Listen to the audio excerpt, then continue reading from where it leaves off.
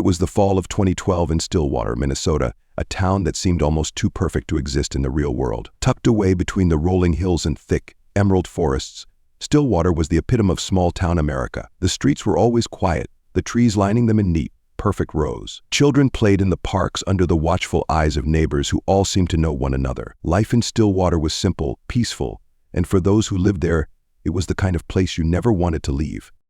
Among its narrow streets and cozy homes stood Elmwood Florals, the heart of the town's commercial district. The flower shop, with its large front windows filled with seasonal arrangements, was not just a business but a symbol of community. It was a place where residents gathered to share news, pick up bouquets for anniversaries, birthdays, and other special occasions. The shop was run by Megan Carter, a woman as vibrant as the flowers she so carefully tended to. At 35, Megan was Stillwater's darling. She had a warm, generous spirit, always ready with a kind word or smile. Her fiery red hair made her stand out, but it was her infectious laugh and genuine care for others that truly drew people to her.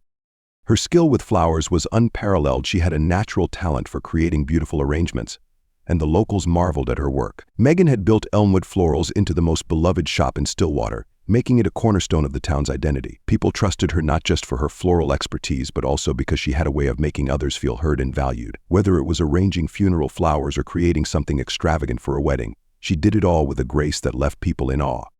Megan's husband, Greg Carter, was the steady counterpart to her radiant presence. A plumber by trade, Greg was a man of few words but many skills. He was solid, dependable, the kind of man who got the job done without complaint. At 38, he was a bit older than Megan, with dark, graying hair and a build that spoke of years of hard work. Though Greg lacked Megan's outgoing personality, people liked him. He had a quiet strength that others admired, and he was known for being trustworthy, someone you could call at 2 in the morning when your pipes burst, and he'd be there with a wrench and a calm smile. The Carters had been married for 10 years, and on the surface they appeared to have it all: a successful business, a charming house at the end of Oakwood Drive, and a marriage that seemed to have stood the test of time. From the outside, everything was perfect, but like many marriages, theirs had its unseen fractures. The pressures of running a business, the long hours, and the slow drift that comes with the familiarity of years together had begun to take their toll. Megan and Greg no longer talked the way they used to. The easy laughter and late-night conversations had been replaced by silence and routine. Greg was often busy with work, and Megan spent more and more time at the shop, pouring her energy into it instead of into her marriage. And then there was Lawson. Mark had been Greg's best friend since childhood. The two had grown up together in Stillwater, inseparable throughout high school. While Greg had stayed in town, eventually marrying Megan and settling into the quiet life of a plumber, Mark had left. He'd moved to Chicago, made a name for himself in real estate, and lived the fast-paced life of a successful agent. But in 2012, after a messy divorce and a few bad business deals, Mark returned to Stillwater, looking for a fresh start. Mark was everything Greg wasn't. Charismatic, outgoing, and effortlessly charming, he had a magnetic personality that drew people in. He was tall and lean, with dark hair that was beginning to show signs of graying at the temples. His quick wit and sense of humor made him the life of any gathering, and when he moved back to Stillwater, it didn't take long for him to reconnect with Greg. Soon, Mark was a regular visitor at the Carters' house, showing up for dinners, backyard barbecues, and late-night drinks around the fire pit. For Megan, Mark's presence was like a breath of fresh air. Where Greg had grown distant and quiet, Mark was engaging and fun. He flirted with her, though always in a playful, harmless way, or so it seemed. Megan found herself drawn to him in a way that made her uncomfortable, but she couldn't deny the thrill of his attention. Mark was everything that had been missing from her life: excitement, spontaneity, and the feeling of being seen again. It was a cool evening in late September when everything began to change. Megan, Greg, and Mark were sitting in the Carters' backyard, sharing beers and talking about old times around the fire pit. The flames crackled, casting flickering shadows over their faces as they reminisced about high school days. Mark was telling a story about the time Greg had nearly drowned at Clearwater Lake during a camping trip. "Remember that night at the lake?" Mark laughed, his eyes sparkling with the memory. "Greg couldn't swim to save his life, but he insisted on diving into the water like some sort of hero. Megan, you were the one who had to jump in and drag him out, weren't you?" Megan smiled, a soft laugh escaping her. "Yeah, I remember. It was freezing. I thought we were both going to drown." Greg chuckled, but his laughter lacked the energy of Mark's. "You saved me," he said, looking at Megan with a faint smile. His voice was warm, but there was something distant in his gaze, something that Megan couldn't quite place. As the night wore on, Megan found herself paying more attention to Mark than to her husband. She noticed the way Mark's eyes lit up when he talked, how he made her laugh in a way she hadn't in months. For the first time in a long time, she felt alive, noticed, seen. It was a strange feeling, both exhilarating and terrifying. When Mark left that night, Megan stood at the door, watching him walk down the driveway to his car. As she closed the door and turned back into the house, she realized she was smiling, something she hadn't done in a long time. But with that smile came a pang of guilt, a whisper at the back of her mind reminding her that this was dangerous territory. In the days that followed, Megan couldn't stop thinking about Mark. She found herself looking forward to his visits, to the conversations they shared. It was innocent enough, she told herself. They were just friends. But the more she thought about him, the more she realized that something had shifted. The long silences with Greg became more unbearable, and the distance between them grew wider with each passing day. One afternoon, Mark stopped by the shop. It was the first time he'd visited Elmwood Florals without Greg, and Megan felt a flutter of nervousness when she saw him walk through the door. "I was in the neighborhood," Mark said casually, leaning against the counter with that easy smile of his. "Thought I'd stop by and say hi." Megan smiled, though her heart was racing. "Hi. I didn't expect to see you here." Mark shrugged, his eyes scanning the shop. "I figured I'd check out where all the magic happens. You're famous around here, you know." Megan blushed, feeling a mix of pride and embarrassment. "I just arrange flowers. It's not that special." "It is," though, Mark said, stepping closer. "You've built something beautiful here. People love you for it." There was something in the way he said it, in the way his eyes held hers, that made Megan's breath catch. The air between them seemed charged, thick with unspoken words. "You know," Mark continued, his voice softer now, "I've been thinking about you, a lot." Megan froze, her hands trembling slightly as she set down the flowers she'd been arranging. She could feel the weight of his words, the implications hanging in the air. She should stop this now, tell him that he was out of line, that they were both married. Mark was Greg's best friend, for God's sake. But instead, she found herself stepping closer, drawn to him in a way that felt both thrilling and terrifying. "Mark," she started, but he interrupted her. "You feel it too, don't you?" His voice was low, almost a whisper. "This connection between us, it's real." For a moment, neither of them moved. Megan's heart raced as she stood there, torn between the pull of attraction and the voice of reason screaming at her to stop. But the more she looked into Mark's eyes, the more she felt herself slipping, giving in to the temptation that had been building for weeks. Then, before she could think better of it, Mark leaned in and kissed her. Over the following weeks, the relationship between Megan and Mark shifted in ways neither of them had fully anticipated. What had once been casual, light-hearted banter now carried an undeniable weight. Their conversations, once filled with laughter and shared memories, had deepened into something far more intimate. At first, it was harmless, simple check-ins and jokes about their busy schedules. But soon their texts grew longer, the subtext thicker. Innocent questions about Megan's day became loaded with unspoken tension. It all seemed to happen so gradually, neither of them really noticed the moment when everything changed. But there was no denying that things were different now. Megan was the first to notice it, the way her pulse quickened whenever her phone buzzed with a message from Mark. It had started with simple questions like, "How's the shop?" or "Busy day?" Then it shifted into deeper conversations. "Do you ever feel like this town's too small for you?" or "What would you do if you could just leave everything behind?" At night, after Greg had fallen asleep next to her, Megan would stare at her phone, reading over old texts from Mark, her stomach swirling with guilt and excitement in equal measure. She knew what she was doing was wrong. She knew that the further she let this go, the more complicated things would become. But the thrill was impossible to ignore. Greg had been distant for so long now, buried under the weight of his own routine and exhaustion. The spark between them, once so strong, had dimmed to barely a flicker. And then there was Mark, full of life, attention, and desire. He saw her in ways Greg hadn't for years. The first real crack in her resolve came one afternoon when Greg was out on a long plumbing job. Megan had been at the shop all day, filling orders for a weekend wedding. She was surrounded by roses, lilies, and sunflowers, the air fragrant with their scent, when the familiar chime of the doorbell echoed the shop. She glanced up, expecting a customer, but there stood Mark, leaning casually against the doorframe, a smirk on his face. "I didn't know you were coming by," Megan said, unable to hide the flicker of surprise and nervous in her voice. Mark shrugged, his easy charm on full display. "I was in the area," he replied, pushing the door shut behind him. "Thought I'd say hi." Megan swallowed, feeling the tension between them thickening by the second. She focused on the lilies in front of her, trying to ignore the way her hands trembled as she continued arranging the bouquet. Mark moved closer, his presence filling the small space. He didn't say anything for a moment, just watched her with those dark, calculating eyes of his. Megan felt the weight of his gaze on her, and it sent a shiver down her spine. She hated how much she liked it. "Megan," Mark said finally, his voice low, "I've been thinking about you, a lot."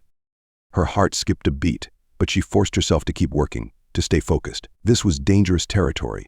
She couldn't let herself go there. "Mark, you can't "Why not?" he interrupted, his voice soft, almost seductive. "You know there's something here. You feel it too, don't you?" Megan froze. She couldn't deny it any longer, the pull that had been growing between them for weeks now. The air felt charged, like it might explode if either of them made one wrong move. She placed the lilies down slowly, her hands trembling. This was wrong. This was so wrong. "I can't," she whispered, her voice shaky. "I'm married. Greg is your friend." Meanwhile, Greg couldn't ignore the growing distance between them. It had started as small things, the way Megan seemed distracted at dinner, how she no longer laughed at his jokes, or the way she avoided his touch when they passed each other in the hallway. At first, he tried to brush it off. Megan had always been busy, especially in the autumn months when the flower shop prepared for wedding season and holiday orders. But this was different. He had begun noticing the little details, like how Megan's phone was always face down on the table, or how she seemed to be working late far more often than the usual. The nights where she'd slip out of bed to finish up some work at the shop became more frequent, and there were too many unexplained gaps in her schedule, too many nights where she came home with a hurried excuse about last-minute orders or a mix-up with a delivery. The growing tension at home was palpable. Greg could feel it in the silence that filled the space between them at dinner, the way her eyes never seemed to meet his anymore. He knew something was wrong, but a part of him didn't want to confront it. What if his suspicions were right? What if everything they had built over the past 10 years was falling apart, slipping through his fingers without him even realizing it?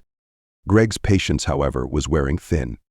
One evening, after yet another dinner marked by awkward silences and Megan's distracted demeanor, Greg couldn't take it anymore. They sat at the kitchen table, the remnants of their meal pushed aside, the room heavy with unspoken words. Greg stared at Megan, watching as she mindlessly scrolled through her phone, not even noticing that he hadn't said a word in nearly 15 minutes. "You've been distant lately," Greg finally said, his voice quiet but firm. Megan froze. Her fingers stopped moving over her phone, and her heart began to race. She hadn't expected him to say it outright. For weeks, she had convinced herself that Greg hadn't noticed her slipping away, that he was too wrapped up in his work to see what was happening right in front of him. But now, hearing the words from his mouth, she couldn't deny it. "I've just been busy with the shop," Megan replied quickly, her voice hollow. She couldn't bring herself to look up at him, afraid that if she did, he'd see the truth written all over her face. "You know how it gets this time of year." Greg's eyes narrowed, his frustration simmering just below the surface. "It's not just the shop, Megan," he said slowly, his voice edged with hurt. "You're not here. You're somewhere else. I feel like I'm losing you, and I don't even know why." Megan opened her mouth to respond, to offer some placating excuse, but the words caught in her throat. She could feel the weight of her lies, heavy and suffocating. Greg's eyes were on her, searching her face for any sign of the woman he had married. And in that moment, Megan realized just how far she had drifted from him, from the life they had once shared. The guilt crashed over her like a tidal wave, pulling her under. And for a second, she thought about telling him everything about Mark, the affair, the secrets that had been tearing her apart from the inside. But she couldn't. Not yet. "I'm sorry," Megan whispered, her voice barely audible. Greg leaned back in his chair, running a hand through his hair in frustration. "Sorry doesn't explain anything, Megan. He paused, his voice cracking slightly. "I don't know what's going on with you anymore." Megan couldn't bring herself to respond. Her heart ached with the weight of what she was doing to him, but the pull of her affair with Mark was still too strong, too intoxicating to let go of just yet. She couldn't end it, not now, not when it was the only thing keeping her from completely unraveling. That night, after Greg went to bed, Megan sat in the darkened living room, staring out the window at the streetlights flickering in the distance. Her phone buzzed beside her, and she didn't have to look to know it was Mark. She stared at the screen for what felt like an eternity before finally picking it up. Mark's message was short but laced with the same tension that had been building between them for weeks. "I miss you. Can we meet tomorrow?" Megan's fingers hovered over the screen, her mind racing with conflicting emotions. She knew she couldn't keep living like this, torn between the life she had built with Greg and the secret world she had created with Mark. But she wasn't ready to give it up, not yet. "Tomorrow," she typed back, her hands trembling as she hit send. The next day, Megan found herself standing in the small motel room she and Mark had been using for their clandestine meetings. It was a simple, nondescript place, an anonymous room where they could be whoever they wanted for a few stolen hours. Mark was already there when she arrived, leaning against the bedpost with that familiar smirk on his face, the one that always made her heart skip a beat. "You came," he said, his voice low and full of anticipation. Megan didn't reply. Instead, she crossed the room in silence, her mind a whirlwind of emotions. She couldn't deny the thrill she felt whenever she was with Mark, the way he made her feel alive in ways Greg hadn't in years. But at the same time, the guilt was becoming unbearable, weighing her down with every lie she told, every stolen moment they shared. Mark reached out, pulling her close, his hands familiar and warm. For a brief second, Megan allowed herself to fall into his embrace, to forget the world outside that motel room. But as his lips found hers, a voice in the back of her mind screamed that this couldn't last. Sooner or later, everything would come crashing down. Megan, Mark whispered, his breath hot against her neck. I don't want to keep hiding like this. Megan stiffened, pulling back slightly to look him in the eyes. There was a seriousness there that she hadn't seen before, a hint of something darker. I mean it, Mark continued, his voice firm. I want more than this. I want you. Megan's heart pounded in her chest as his words sank in. This was what she had feared all along, that Mark would want more, that he would push for something beyond their secret meetings. But how could she give him that when her entire life was built on a foundation of lies? How could she choose between the safety of her marriage and the dangerous allure of the affair? I don't know, Megan whispered, her voice trembling with uncertainty. I don't know what to do. Mark's grip on her tightened. You don't have to know right now, he said softly, but you can't keep living like this. We can't keep pretending everything's fine when it's not. Megan nodded, feeling the walls closing in around her. The life she had known was slipping away, and soon she would have to make a choice that would change everything. On that cold November night, the weight of months of deception came crashing down in a way Megan could never have imagined. It was supposed to be just another secret meeting with Mark, another stolen moment where she could forget about the life she had with Greg, the man she had once loved but felt so distanced from. But fate had other plans. Greg, racked with suspicion, had finally reached his breaking point. For weeks, he had ignored the signs, the growing distance between him and Megan, the unexplained late nights, and the evasive answers. But the gnawing feeling that something was deeply wrong became too much to bear. That evening, as Megan left their home, telling him once again that she needed to stay late at the shop, Greg made a decision that would change the course of all their lives. Instead of turning back to his usual routine plumbing jobs, TV, or quiet nights alone, Greg followed her. The drive to the motel on the edge of town felt surreal. His heart raced, and his mind spiraled with the possibilities. But it wasn't until he saw her car parked in the gravel lot, hidden under the dim glow of the streetlights, that the truth became undeniable. Greg's hands tightened around the steering wheel as he pulled into a shadowy corner of the parking lot, his eyes never leaving the door to the room where Megan had disappeared. He could feel his pulse thudding in his ears, the world around him narrowing into a tunnel of anger and betrayal. Minutes passed, maybe an hour. It felt like an eternity. The cold air seeped into the car, but Greg didn't notice. All he could think about was what was happening in that room, what his wife was doing with another man. Then, the door opened. Greg's breath caught in his throat as he saw Megan and Mark step out, laughing softly, holding hands like teenagers in love. For a moment, it didn't seem real. His brain refused to process the image before him. Megan, his wife of 10 years, the woman he had built a life with, was standing there with his childhood friend, her face lit up with happiness. It was a happiness he hadn't seen in her in years.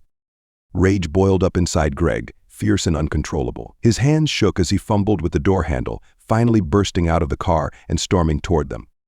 Megan, his voice tore through the still night, rough and filled with fury. It startled both Megan and Mark, their laughter abruptly dying as they turned to see him standing there, fury etched across his face. Megan's heart plummeted into her stomach. For a moment, it felt like the world had stopped. Greg wasn't supposed to be here. He wasn't supposed to know. But there he was, his eyes burning with betrayal, his fists clenched at his sides. She opened her mouth to say something, anything that could make this moment disappear. Greg, as she began, but her words failed her. Greg cut her off, his voice trembling with anger. How long? He took another step forward, his gaze locked on hers, searching for answers. How long has this been going on? Megan couldn't answer. She felt like she was drowning in the weight of her guilt, her eyes filling with tears as she looked at the man she had once shared everything with, the man whose heart she had just broken beyond repair. Greg's question hung in the air, unanswered, the silence suffocating. He turned his attention to Mark, his childhood friend, the man he had trusted. You, Greg growled, his voice low and dangerous. You're my friend. How could you do this to me? Mark stepped forward, raising his hands in a calming gesture, trying to de-escalate the situation. Greg, listen, man. It's not what you think. Shut up, Greg roared, his voice echoing through the empty parking lot. His fists clenched so tightly that his knuckles turned white. The rage that had been simmering inside him for weeks, months, finally reached its boiling point. Without warning, Greg lunged at Mark, his fist connecting with Mark's jaw in a brutal swing. The force of the blow sent Mark stumbling backward, his head snapping to the side. Megan screamed, but her voice seemed distant, muffled by the chaos unfolding in front of her. Mark regained his balance and swung back, the two men grappling with each other in a violent, desperate struggle. They fell to the ground, fists flying as they rolled across the gravel. The sound of skin hitting skin, grunts of pain, and Megan's frantic pleas filled the air. She tried to pull them apart, but they were too far gone, too consumed by their anger to stop. In the midst of the struggle, Greg's hand closed around something hard and heavy on the ground, a jagged rock, cold and sharp. Blinded by rage, he didn't hesitate. With all the strength he could muster, he brought the rock down on Mark's head. The sickening sound of the impact was deafening, a dull thud that reverberated through the night. Mark's body went limp, collapsing to the ground in a motionless heap. Blood began to pool beneath him, dark and viscous, spreading across the gravel. Megan screamed, her voice breaking as she fell to her knees beside Mark. Her hands, shaking uncontrollably, hovered over his body, unsure whether to touch him, to try to stop the bleeding, or to pull away in horror. The reality of what had just happened hit her like a freight train. Mark wasn't moving. His eyes were open but lifeless. "Mark," she sobbed, her voice a broken whisper. "Oh God, no, please no!" Greg stood frozen, his chest heaving, staring down at the man he had just killed. His hands were still shaking, bloodied from the impact. His mind was a whirlwind of emotions: shock, disbelief, regret, but most of all, a deep, consuming numbness. He couldn't comprehend what he had done. All the rage, all the betrayal had led to this moment, and now Mark was dead. The world around them seemed to stop, the cold November night now eerily silent. Megan's sobs were the only sound, echoing in the stillness. Then came the distant wail of sirens. Megan's head snapped up, her tear-streaked face filled with panic. Someone must have heard the commotion and called the police. The reality of what was about to happen crashed over her. Mark was dead, and Greg, her husband, the man she had cheated on and driven to this breaking point, was going to prison. When the police arrived, the scene was chaotic. Officers surrounded the area, their voices blending together in a blur of commands. Megan was pulled away from Mark's lifeless body, her hands covered in blood, her face pale and streaked with tears. Greg didn't resist as they cuffed him, his expression vacant, his mind somewhere far away from the carnage he had caused. He was charged with manslaughter, the weight of the crime bearing down on him as he sat in the back of the police car, staring out at the flashing lights. His life, once built on quiet nights and simple pleasures, had unraveled in a matter of seconds. He had lost everything: his wife, his best friend, and now his freedom. Megan, left alone in the aftermath, could barely comprehend the devastation she had wrought. Mark was dead, his blood still staining her hands, and Greg, her husband, the man she had betrayed, was being taken away in handcuffs. The weight of her decisions, her lies, crushed her as she stood there, numb to the cold November air. In the days that followed, Stillwater was gripped by shock and disbelief. The tragic events of that night sent ripples through the tight-knit community, shattering the illusion of peace and serenity that had defined the town for so long. Megan, once the beloved owner of Elmwood Florals, became a figure of pity and scandal. She could no longer walk down the street without whispers following her, the weight of judgment pressing down on her with every step. But no matter how many apologies she offered, no matter how much she wished she could turn back time, Megan knew one thing: there was no undoing what had been done. She would live with the consequences of that cold November night for the rest of her life.